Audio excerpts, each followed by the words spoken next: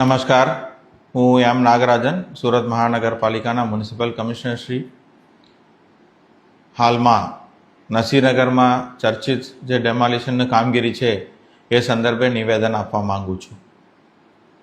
30/5/2024ના રોજ સેન્ટ્રલ ઝોનના અધિકારીઓ દ્વારા લાઇન દોરીનો અમલ કરવા માટે અને ડિમાર્કેશનનું કામગીરી કરવા માટે ઉચિત પોલીસ બંદોબસ્ત લઈને કામગીરી કરવામાં આવી હતી.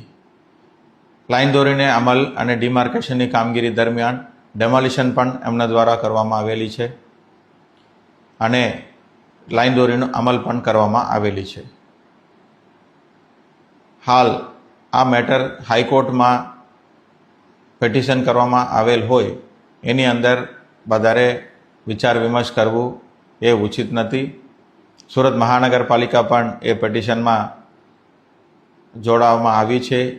તો એના માટે જે પણ કાયદાકીય પ્રક્રિયા કરવાનું હશે, કોર્ટમાં રજૂ કરવાનું રહેશે, વિગતો એ બધું રજૂ કરવામાં આવશે અને હાઈકોર્ટનો જે પણ નિર્ણય હશે, ચુકાદો હશે, એને ચુસ્તપણે